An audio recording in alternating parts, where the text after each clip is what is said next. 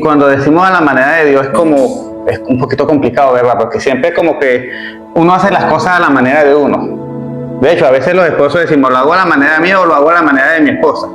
Y después pensamos, mejor para evitarme problemas lo hago a la manera de ella. Pero no estamos diciendo a la manera de Dios. Entonces, lo cierto es que hacer las cosas a la manera de Dios es difícil porque en cada momento tenemos que estar preguntándonos, ¿esto que voy a hacer está bien? ¿O pudiera hacerlo? ¿O cómo lo haría Jesús?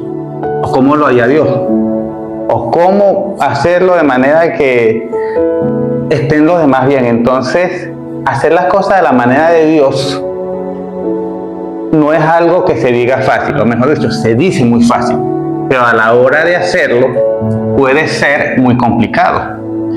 Y la semana pasada hablábamos de la codicia, hablábamos de la avaricia, y cuando atesoramos dinero, y no digo que está mal tener dinero, sino que cuando el dinero se vuelve nuestro Dios, automáticamente caemos en idolatría, porque sustituimos a Dios y colocamos al dinero. Y podemos hacer muchas cosas, podemos robar, podemos sobornar, podemos pelear en familia, podemos asesinar. ¿Cuántas cosas y cuántos crímenes nos han hecho por dinero? Y hace 2 semanas hablábamos de la honradez. Entonces hemos hablado de puntos que son claves para una sociedad equilibrada, sana. A todos nos gusta una sociedad donde no nos roben, ¿verdad? A todos nos gusta una sociedad donde todos sean honestos, donde si vemos a una persona mayor, alguien de una vez se levante a darle el puesto, donde si vemos una embarazada la atendamos, donde si tengo un problema alguien me tienda la mano, pero para eso debemos tener honradez. Todos queremos una sociedad donde si yo necesito apoyo, todos me ayuden. A la manera de Dios es ser generoso, y la generosidad va en contra de la avaricia. Y hoy vamos a tratar otro tema que tiene que ver de nuevo con esto de la manera de Dios y que tiene que ver con un tema que, como todo, puede ser bueno o puede ser malo, porque ustedes saben que en general las cosas no son buenas ni malas, sino el uso que le demos. Y hoy quisiera hacer esta pregunta: ¿existe algo malo en ser orgulloso? ¿Qué creen ustedes? Cuando nos decimos existe algo malo en ser orgulloso, pudiéramos decir que no, porque ¿quién no está orgulloso de que el hijo sacó una nota sobre nota en el examen? Está bien. O de que mi hijo fue a un campeonato de fútbol y metió el gol con que se definió el juego. Hay que estar orgulloso. O al contrario, fue el arquero que detuvo el gol. Estamos orgullosos. O me promovieron en el trabajo. O esta semana tuve una venta muy buena en mi emprendimiento. Si se ponen a ver, el orgullo mirándolo por ahí está bueno, porque es reconocer nuestros avances, es reconocer nuestros triunfos.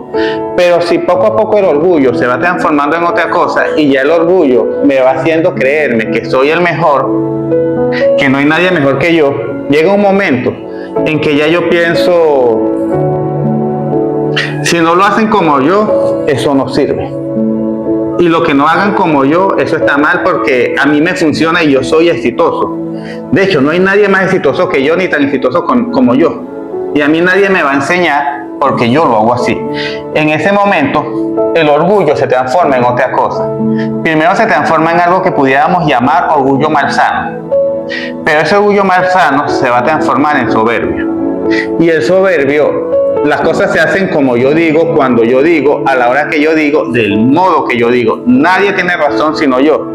Y en la casa del soberbio se hace lo que él dice, porque él es el que sabe cómo se hacen las cosas.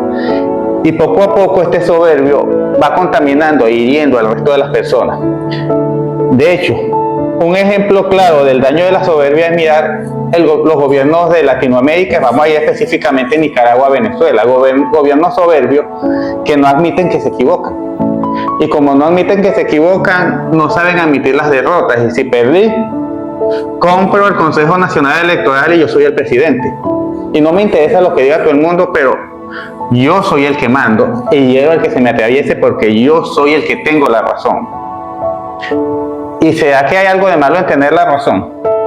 Cuando la tenemos, porque a veces no la tenemos, no. Pero a veces, y los que tienen hijos y los que tienen pareja saben que a veces es mejor la paz a tener la razón. A veces es mejor ceder en algunas cosas y tener paz en el hogar paz con nuestros hermanos, paz con nuestros hijos, a tener la razón. Entonces, a veces luchamos tanto por la razón que acabamos con la paz, porque somos soberbios. Y hoy vamos a hablar de esta soberbia que no es la manera de Dios, porque la manera de Dios sería ser humilde. La manera de Dios es: alguien necesita y tengo y lo ayudo. La manera de Dios es: aunque tengo la razón, voy a ceder porque quiero que mi matrimonio avance y voy a orar por mi esposo o por mi esposa para que lleguen a los pies de Dios. La manera de Dios es: tengo una crisis, y ustedes saben que cuando estamos en crisis siempre nos llega la tentación de la trampa. Yo no conozco a la primera persona, incluyéndome, que estando en una crisis no le llega la tentación de hacer algo. Si estoy en una crisis matrimonial, me va a llamar la ex. Si estamos en una relación, nos va a llegar la ex. Si estamos en una prueba de dinero, nos va a llegar un negocio que es indebido. Si estamos en un examen que no estudiamos en la escuela, alguien nos va a pasar algo con las respuestas. Cuando estamos en prueba, ahí es que vamos a sacar lo bueno o lo malo. Y a veces vamos a tener que decidir a la manera de Dios. Y ¿saben qué? Al final va a haber bendición.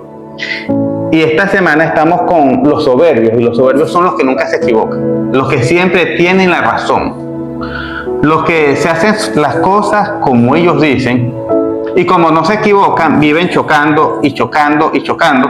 Y el punto es que cuando chocan no solo se hieren a ellos, sino que van hiriendo a todo el mundo. Y como vemos aquí, la soberbia es un mal que destruye la vida de una persona, familia, empresa o una nación. Si nos dejamos llevar por la soberbia, muchas cosas no las vamos a hacer. Y muchas veces la soberbia está ligada a algo que se llama perfeccionismo. Y saben una cosa, y le voy a decir, que a lo mejor no les va a gustar lo que le voy a decir, pero el único perfecto en el mundo se llama Dios. Nosotros podemos buscar la excelencia. Y podemos hacer las cosas lo mejor que podamos.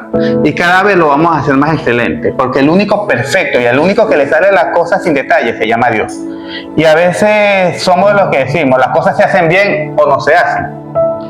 ¿Y eso qué pasa? Eso nos da un techo. Y el que hace las cosas bien o no se hacen va a llegar un momento en que no va a hacerlo. Porque ni él mismo es perfecto. Toda persona que dice ser perfecta o que dice que no se equivoca, en el fondo es una persona que tiene miedo a fracasar. Porque detrás de un perfeccionista lo que hay son temores. Temor a equivocarme, temor a que me señalen, temor a que digan te equivocaste. Entonces, a veces paramos cosas porque no están perfectas y rechazamos cosas porque no están perfectas. Entonces, para mí la perfección, un ejemplo, es que la comida la hagan como mi mamá la hace. Y me casé y la esposa llega y me trae la comida. No, esto está mal. ¿Y por qué está mal? Porque no sabe cómo mi mamá lo hace. El café le falta azúcar, la comida le falta aliño, al jugo le falta dulzura o le falta concentración. Entonces vamos por la vida primero lastimando a la familia. Entonces imagínense un perfeccionista en el trabajo que no da chance a las equivocaciones, o que no es solo las equivocaciones, que no da chance a que hagan las personas las cosas de otra manera. A mí particularmente, los que me conocen saben que me gusta caminar con las personas y me gusta a veces hasta dejarlos que se equivoquen, porque cuando se equivocan aprenden. Cuando nos equivocamos tendemos a madurar, pero si no nos equivocamos, ¿cómo maduramos? Entonces, el problema de la soberbia es que esta persona no quiere que nadie se equivoque. Y no solo no quiere, sino que en ese no quiere ofende, corrige de manera desmedida. Y tristemente el soberbio se va quedando solo. Porque ¿quién aguanta un soberbio? ¿O quién me obliga a mí a aguantar un soberbio? Nadie. Y aquí es el problema de la soberbia. La soberbia nos hace creer que somos superiores a los demás. Entonces yo soy superior a Juan David. Y si tengo más dinero, no. Se me mete la mentira mental de que estoy en un grado superior. Y si tengo más conocimiento, no, yo soy ingeniero. Yo pudiera decir, soy magister en alimentos, pero ¿de qué me sirve eso si no tengo amor? Y si analizamos cuando Jesús vino, ¿a quién buscó? Imaginemos que Jesús vino hoy. ¿A quién escogería? ¿A quién escogió en su época? Él no buscó ingenieros, él no buscó médicos veterinarios, él no buscó médicos, él no buscó abogados, él no buscó profesores. Él no buscó militares, él no buscó presidentes, buscó pescadores. Buscó personas que eran cobradores de impuestos, que eran los que tenían más mala fama. O sea, Jesús agarró lo peor de la sociedad y lo llevó a lo mejor. Y a veces se nos mete la mentira mental de que mi vida o lo que soy está en el título. Y cuando me quitan el título, no soy nada. ¿Y qué pasa cuando la mayoría migramos? ¿Qué pasa con el título? ¿Dónde queda? Entonces, porque ya no está el título, no soy persona. Porque ya no está el título, no soy digno. No. El problema está en que el título, o el dinero, o las posesiones, o lo que sea, nos hacía creer que éramos más que la gente. Y cuando lo perdimos, ¡pum!, depresión. Y a veces el título está llevando polvo. Porque ¿qué hacemos con un título si no somos gente? Entonces el problema es que creemos que somos superiores a los demás. Y muchas veces cuando llegamos a la adolescencia, comenzamos a entender el mundo. Entonces, en los adolescentes es muy típico que en algún momento se vuelven soberbios, o nos volvemos, porque yo pasé por ahí. Porque cuando somos pequeños vemos a papá y mamá como los héroes, pero cuando llegamos a adolescentes primero los vemos como los antihéroes. Papá y mamá se equivocan, y yo pensé que esto se las sabían todas. Ah, no, pero yo también me las sé. Y en la adolescencia hay una etapa donde no los queremos escuchar, y nuestra soberbia se dispara. Yo me acuerdo cuando tenía 14 o 15 años, yo peleaba mucho con mi mamá, y siempre en las peleas yo decía, algún día me voy. Y ella me decía, ¿cuándo va a agarrar las maletas? Y lo cierto, agarré las maletas a los 17. Fue una decisión soberbia. Y una vez hablaba con un guía espiritual y él me decía, mira Luis, tú eres de este tamaño, pero tu soberbia es de esta. Y mientras tú no aprendas a agarrar consejos y a escuchar a los demás y a no pensar que tu criterio es el único, no vas a avanzar en la vida. Y eso me lo decía él a los 14. Y todavía sigue vigente hoy.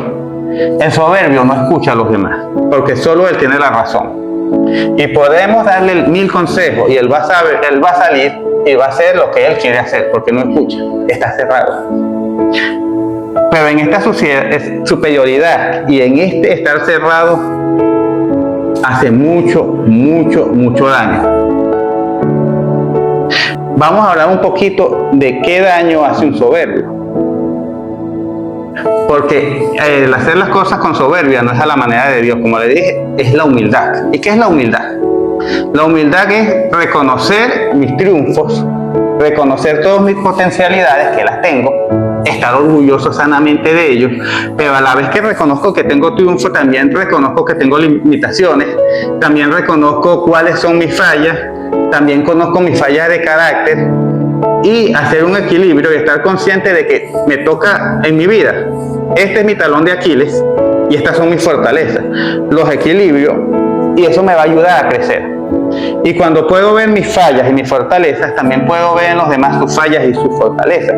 Y cuando veo en los demás sus fallas y sus fortalezas, los puedo ayudar a crecer si soy humilde. A la manera de Dios debemos ser humildes. Y ser humilde no es no tener dinero, porque a la gente, la sociedad le enseña que el humilde no tiene dinero. No. Aquí estamos hablando de un corazón humilde, de un corazón que escucha, de un corazón que ama, de un corazón que, aunque ve lo malo, pone por encima lo bueno. Porque veamos ahora las consecuencias de la soberbia. La primera, deshonra. Ya yo les comentaba que primero que todo el soberbio comienza sin darse cuenta a deshonrar a los que lo rodean, porque para el soberbio solo honra a los que son como él o que él cree que están por encima de él. Yo tenía un compañero de universidad que a las personas que estaban a su nivel los trataba de maravilla, pero eran las personas que él consideraba que estaban a su nivel. ¿Y qué personas estaban a su nivel? Profesional, con algún posgrado, y estar realizando investigaciones y que estuvieran al día con los temas de actualidad de economía, política. Díganme ustedes, ¿cuántas personas podrían estar a su altura en su mundo? Entonces no tenía amigos, casi no tenía amigos. ¿Qué le tocaba? A los pocos amigos que tenía que cuidarlos, porque eran, entre comillas, los que estaban en su nivel. Entonces él, sin darse cuenta, deshonra a todos. ¿Y qué pasa con la gente? También la gente lo deshonra a él, porque llega un momento en que la gente ya no lo tolera y lo va dejando aparte y lo va dejando solo. Y llega, alguno le va a salir con una patada de: yo no tengo por qué aguantarte. Yo no tengo por qué estar sufriendo por tus insultos. Lo primero es esto: Él deshonra y es deshonrado. Y yo creo que ninguno de nosotros quisiéramos llegar después de los 70 solos. Y llegar solo y creer que tenemos la razón, porque al final del mundo, ¿de qué nos va a servir tener la razón si estamos solos? Y a veces con las parejas somos así, y de repente podemos flexibilizar un poco y salvar la relación. O mantener mi posición y me quedé solo, y han pasado 50 años. Sí, pero que ya he tenido 3 parejas, pero yo siempre tengo la razón, no me he conseguido la primera que me aguante como soy. O mejor dicho, que me aguante no, que se someta a mí, y tú te has sometido a ella. O tú te has sometido a él. Has visto las cosas buenas que ella o él tiene, porque a veces el soberbio se enfoca tanto en él o en ella que se vuelve ciego. Entonces, cuando él o ella se vuelven ciegos, vienen a algo que es destrucción o caída. Y no solo cae él, sino que cae la familia. Yo tengo un primo que él quiso ser beisbolista y no pudo serlo, y cuando tuvo el primer hijo, desde pequeño le comenzó, o sea, el niño no tenía 1 año y ya tenía un bate. Y el niño, o sea, no tenía 3 años y ya estaba en la liga con pota. Y el niño tenía cualidades. Pero llegó un momento en que el niño dijo, yo quiero ser profesor. Y él dijo, no. Yo digo, y tengo la razón en que tú vas a ser beisbolista. Y se lo impuso, y el muchacho llegó a ser beisbolista. Pero cuando llegó una clasificación, llegó y el papá estaba en Venezuela y él dijo, me quedo en Dominicana viviendo. No quiero, y el papá, quiero ir a vivir contigo. No, tú allá y yo aquí. Yo no te quiero cerca de mí. Yo quiero tomar mis decisiones. Hoy el muchacho vivió en Estados Unidos. Apenas el papá llegó a Estados Unidos, le hicieron una oferta en Bélgica. ¿Y qué dijo el muchacho? Me voy para Bélgica, pero me voy con mi mamá. Contigo no. La esposa tampoco está con él. Y los hijos no están con él. Entonces, ¿será que valdría la pena quedarme solo por siempre tener la razón? Porque el mundo es como mis valores lo dictan. Y vemos este versículo. Antes del quebrantamiento es la soberbia, y antes de la caída la altivez de espíritu. De hecho, el soberbio no sabe cuándo corregir. Porque un soberbio corrige donde sea, cuando sea, como sea. Si usted ve que alguien se equivoca, y de hecho creo que lo comentamos en otro servicio, usted primero lo llama en privado y le dice, sabes que esto que hiciste me hirió, o esto que hiciste está mal. Si la persona sigue haciéndolo, la segunda vez se lleva un testigo. Si sigue haciéndolo, la tercera vez ya lo lleva a juicio. Pero un soberbio, como no le interesa corregir, sino lucir, él va a corregir en público. Él o ella van a corregir en público porque en el fondo no les interesa la corrección. Le interesa decir, yo tengo la razón.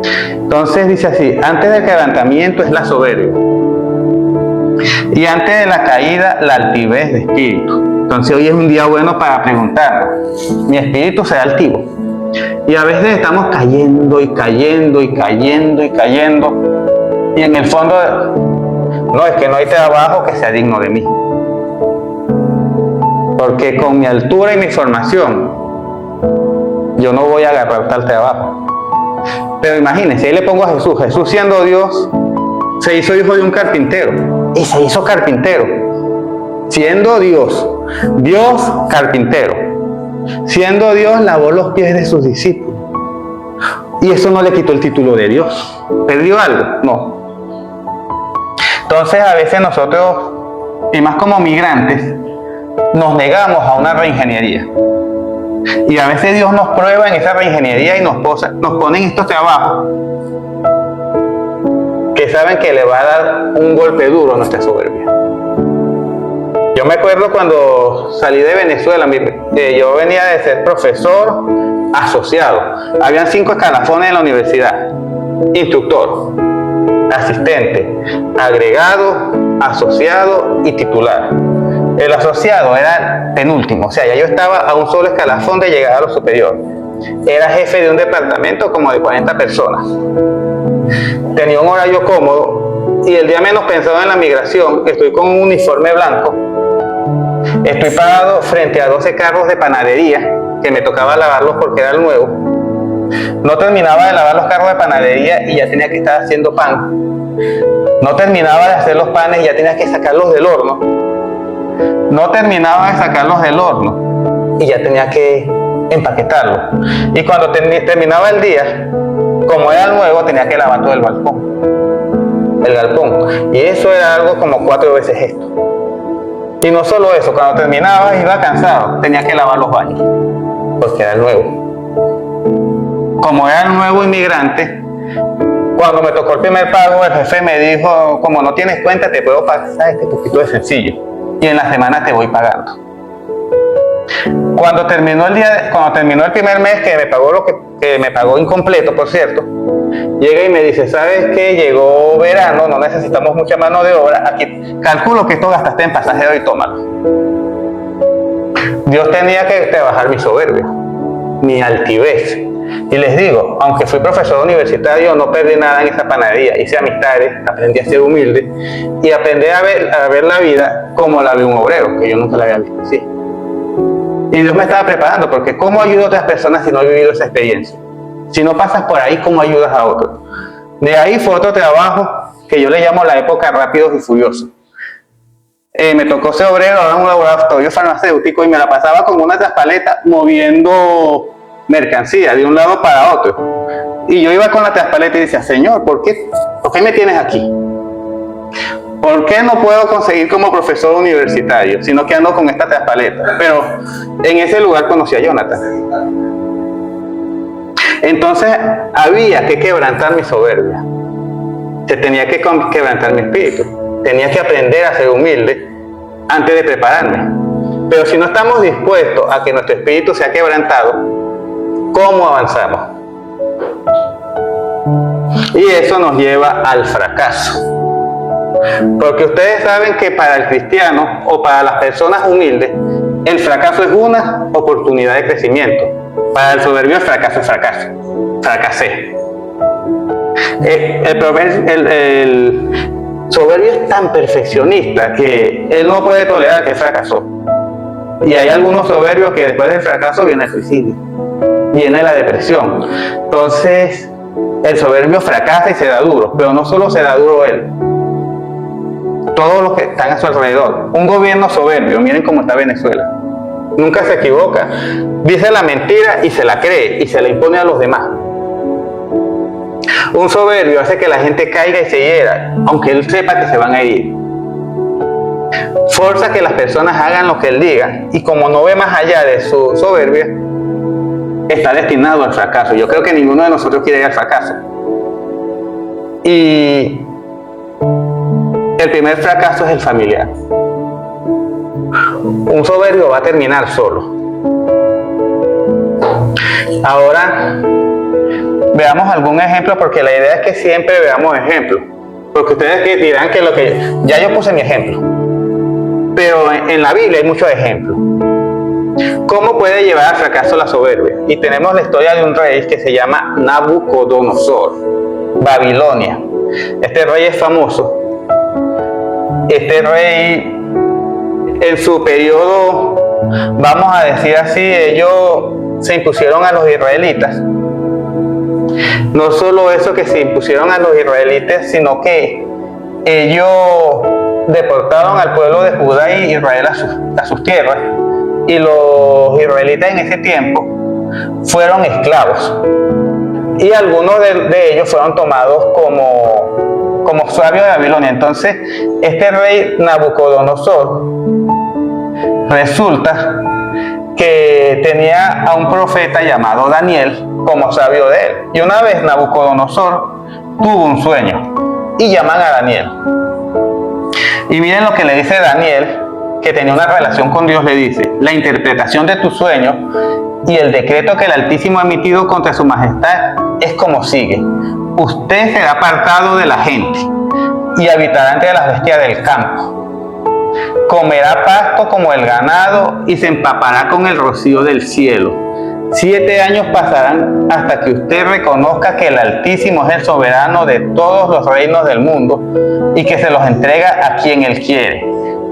La orden de dejar el tocón y las raíces del árbol quiere decir que su reino le será devuelto cuando haya reconocido que el verdadero reino es el del cielo. Por tanto, yo ruego a su majestad aceptar el consejo que le voy a dar. Renuncie usted a sus pecados y actúe con justicia. Renuncie a su maldad y sea bondadoso con los oprimidos. Tal vez su prosperidad pueda continuar. O sea, le advirtió a Nabucodonosor: no sea soberbio. Reconcíliate con Dios. ¿Qué creen ustedes que hizo el rey? Por aquí entró, por aquí salió. En efecto, todo esto sucedió al rey Nabucodonosor 12 meses después. Mientras daba un paseo por la terraza en su palacio en Babilonia, exclamó: ¿no es esta la gran Babilonia que he construido como capital del reino, con mi enorme poder y para la gloria de mi majestad? Humilde, ¿verdad, el hombre? Miren lo que pasó cuando él dijo eso. No había terminado de hablar cuando se escuchó una voz desde el cielo que decía: este es el decreto contra ti, rey Nabucodonosor. Tu autoridad real se te ha quitado. Serás apartado de la gente y vivirás entre las bestias del campo. Comerás pasto como el ganado. 7 años te transcurrirán hasta que reconozcas que el Altísimo es el que domina sobre todos los reinos del mundo y que se los entrega a quien él quiere. Y al instante se cumplió lo anunciado a Nabucodonosor. Lo separaron de la gente y comió pasto como el ganado. Su cuerpo se empapó con el rocío del cielo y hasta el pelo le creció como plumas y las uñas como garras de águila. Pasado el tiempo, yo, Nabucodonosor, elevé los ojos al cielo y recobré el juicio. Entonces, alabé al Altísimo, lo honré y lo glorifiqué. Y en ese momento que él honró y glorificó al Altísimo, Dios le devolvió el reino. Entonces, si eso le pasó a un rey, ¿qué creen ustedes que podemos esperar para nosotros? Ese fue un rey altivo. Y en ese momento que él reconoció, Dios le devolvió el reino. Sin embargo, ahí decía Daniel 5:20, pero eso pasó en Daniel 4. Si lo buscan en la Biblia, eso lo van a conseguir en el libro de Daniel 4. ¿Por qué cita Daniel 5:20-21? Porque Nabucodonosor muere, hereda a su hijo se llamaba Belsasar, y Belsasar hizo lo mismo, camino de soberbia. Y no solo eso, sino que en una fiesta llegó y mandó a sacar todas las copas que estaban por ahí, y mandó a sacar todas las copas del templo del templo de Judá, que ellos las tenían, y eran las copas donde se servía a Dios, y mandó a servir bebidas alcohólicas en esas copas. Y en ese momento una mano apareció y escribió algo en la pared, y lo que esa mano decía es que ese rey iba a ser despojado de su reino. Y cuando llaman nuevamente a Daniel, ahora Daniel le dice al hijo de este rey: cometiste los mismos errores de tu padre, sabiendo las consecuencias vas a perder el reino. Y en poco tiempo, muy poco tiempo, este rey fue asesinado. Y el rey no se dividió entre persas y medos. Soberbia. Entonces, la soberbia lleva a algo que se llama aislamiento. Y el aislamiento es: nos quedamos solos. Cuando ustedes ven a alguien solo, y digamos en Venezuela, no sé si llegaron a ver los de mi época, a lo mejor se me caiga la cédula, una serie que se llamaba Calimero. Calimero era un pollito que él nunca hacía nada, pero según él todos lo culpaban. Y cada vez que pasaba algo él decía: todo yo, siempre yo. Así es el soberbio. Él nunca se equivoca. Y si le señalan una equivocación, pobre del que se la señaló. ¿Quieren conocer a un soberbio? Si ustedes son soberbios, analícense si siempre andan buscando corregir a los demás. Porque el soberbio corrige a los demás, pero no se corrige a sí mismo. Analicen si están corrigiendo, si lo están haciendo por el bien de esa persona, porque, o sea, si usted está haciendo una crítica para que Jonathan mejore, o no, la estoy haciendo es porque me cae mal lo que está diciendo Jonathan, porque tiene que decirlo así, soy soberbio. ¿Por qué estamos corrigiendo a la persona? Es bueno que nos analicemos esto, porque el soberbio, al final, nadie está obligado a soportarlo, va a quedar solo. Porque la gente va a decir: epa, te dije esto, te aconsejé esto, pero te fuiste por aquello y te llevaste el choque. Y no solo que se llevó el choque, sino que se levantó y vuelve al choque y vuelve. Entonces, por eso es que dicen que el hombre es el único animal que se tropieza con varias veces. Más que el humano es el soberbio. Y la idea de hoy es que nos analicemos si estamos siendo soberbios, si la soberbia nos puede dejar solos. Y ahí vemos lo que dice Isaías 14, 11, 12a, que dice así: descendió al Seol tu soberbia, y el sonido de tus arpas, gusanos serán tu cama, y gusanos te cubrirán, como caíste del cielo, oh lucero, hijo de la mañana. Eso lo escribió Isaías. Pero ¿saben a quién era el lucero de la mañana? O quién los teólogos han dicho que era el lucero de la mañana. Lucero de la mañana fue un ángel muy importante. Se dice que era el ángel más amado de Dios. Era un ángel que era el adorador de Dios. Estaba cerca de Dios. Pero la soberbia le llegó tanto que este ángel se creyó igual a Dios. Y no solo se creyó igual a Dios, envenenó a otros ángeles y fue expulsado del cielo. ¿Qué quiere decir? La soberbia no es solo de nosotros los humanos, hasta los ángeles pueden sufrir soberbia. Imagínense la intensidad de esto. Y el lucero de la mañana es lo mismo que decir Lucifer. Descendió al Seol tu soberbia, y no dice cualquier palabra, tu soberbia. Cuando corregimos por amor. Corregimos porque tenemos razón. Corregimos porque me choca lo que el otro dice. ¿Por qué estamos corrigiendo a alguien? Esto le pasó a un ángel. No estamos hablando de una persona. Descendió al Seol tu soberbia y el sonido de tus arpas. Le tocaba música a Dios, imagínense. Estaba tan cerca de Dios. Es un privilegio. Gusanos serán tu cama, y gusanos te cubrirán, como caíste del cielo, oh lucero, hijo de la mañana. Y yo creo que con todo esto que les he dicho, creo que les he dado algunos argumentos de por qué la soberbia no es buena. Tratemos a la soberbia a la manera de Dios. ¿Cómo es eso? Humildad. Una persona humilde sabe todas sus fortalezas, sabe todas sus debilidades, se enorgullece cuando su hijo o su hija salen bien, se enorgullece cuando su esposa le va bien, se enorgullece cuando sus amigos le va bien, y sabe ver lo bueno sobre lo malo. Una persona humilde sabe felicitar al otro y no se pone envidioso de que avance. Una persona humilde, algo que hace, y que un soberbio siempre va a comparar. Y les voy a decir una cosa, la comparación nunca es buena, porque ¿saben algo? Todos nosotros somos diferentes. Yo no creo que en el mundo haya otra persona que sea igualita a mí, porque no puede pensar como yo, no tiene mis crianzas, no tiene mis genes, no tiene mi experiencia de vida. Nadie es igual a nadie. Y cuando hacemos comparaciones, siempre va a haber un perdedor. Entonces la humildad es admitir y ver todas mis fortalezas, ver todas mis debilidades, trabajar en mis debilidades y ver a las demás personas y poder ver que todos somos diferentes y que yo no soy superior a nadie. Miren lo que dice este versículo: no sean egoístas, no traten de impresionar a nadie, sean humildes, es decir, consideren a los demás como mejores que ustedes.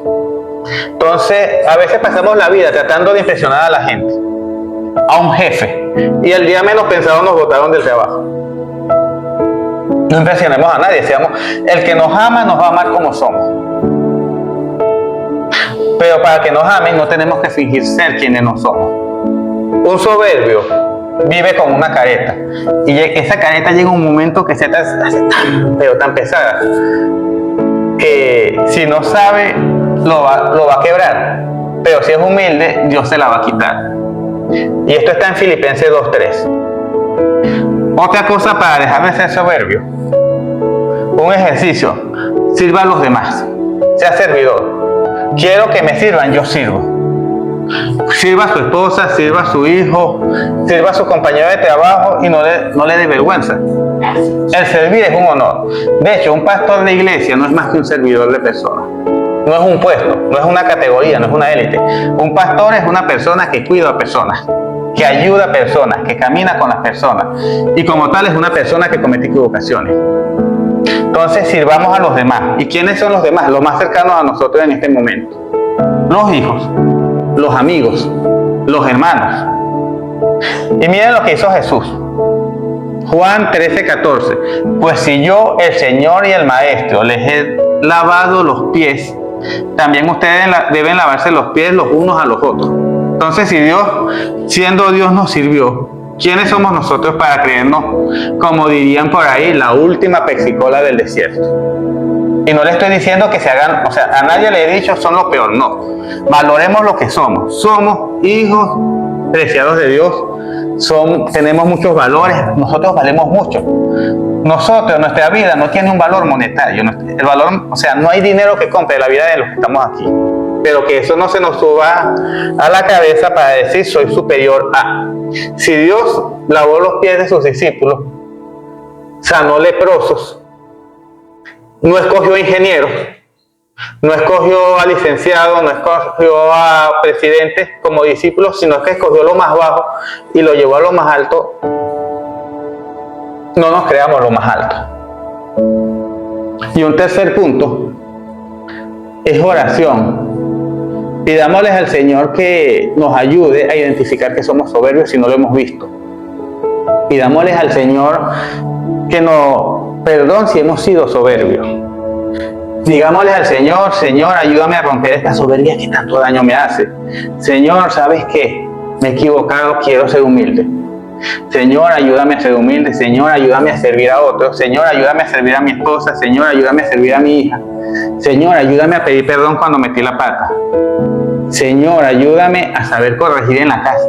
Señor, ayúdame a no ver a todos como yo veo el mundo, sino ver el mundo de los otros.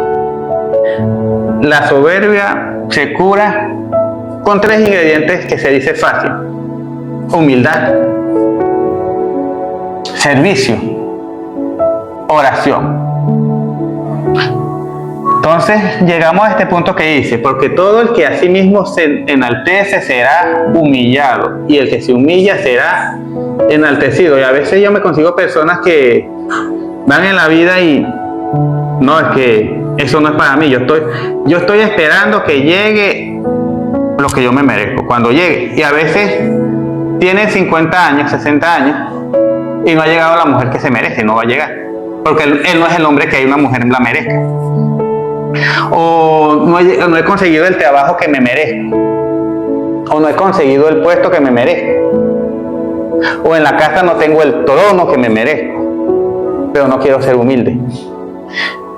La soberbia es un camino de soledad, es un camino de rechazo. La soberbia es un camino de deshonra. La soberbia es un camino que le hace daño a la sociedad. Y por eso la soberbia no es a la manera de Dios. Seamos humildes a la manera de Dios. Seamos honrados a la manera de Dios. Seamos generosos a la manera de Dios. Y aquí les haría esta pregunta, que me gustaría que se la hicieran. Soy de las personas que puede ver las cualidades de los otros. Y si no estoy en este punto, hay que preocuparse si no puedo ver cualidades en los demás. Pongan la alarma porque la soberbia está metida. Y esta pregunta: ¿estoy dispuesto a ver el mundo a la manera de Dios? Esta es una pregunta reto y la vamos a estar analizando la semana que viene. ¿Estoy dispuesto a ver el mundo a la manera de Dios? Se dice fácil. Y saben que no es que cuando esté con la gente voy a demostrarles que lo voy a hacer a la manera de Dios. Cuando esté con la gente y esté solo. ¿Y saben cuándo va a ser más difícil? Cuando esté solo. Entonces, hoy quisiera invitarlos a que todos analicemos este punto de la soberbia. A que estemos dispuestos a ser humildes. A que estemos dispuestos a tener un corazón enseñable. A que estemos dispuestos a una palabra que se llama desaprender para aprender. Me gustaría que hiciéramos una oración donde nos pongamos a cuentas con Dios, y si queremos en este momento reconciliarnos con Dios, le volvamos a abrir la puerta. Vamos a decir que es una oración de reconciliación con Dios. Señor, te damos gracias porque nos amas, te damos gracias porque nos bendices. Señor, te doy gracias por todas las personas que están aquí, te doy gracias por todos los valientes que han venido a escuchar esta palabra de hoy, que es ruda, pero que es necesaria. Señor, te pido en el nombre de Jesús, Señor, te pido perdón porque he tenido un corazón soberbio. Señor, te pido perdón porque con mi soberbia he lastimado a otras personas. Señor, te pido perdón por mis equivocaciones. Y Señor, hoy te abro mi corazón. Señor, te pido, habita en mí y enséñame a ser una persona humilde. Señor, habita en mí y pon personas a mi lado que me ayuden a ser humilde. Señor, habita en mí y enséñame a servirte a través de la familia de mis seres queridos. Señor, habita en mí y que yo pueda reflejar tu amor. Hoy, Señor, te pido perdón y me reconcilio contigo nuevamente. Y te digo que quiero aprender a ser humilde. Señor, en tus manos colocamos esta oración. Te damos gracias porque nuevamente nos perdonas y nos das una oportunidad para avanzar. Te amamos, te glorificamos y en tus manos colocamos esta semana y te pedimos que nos ayudes a llevar tu humildad a nuestras familias. Amén.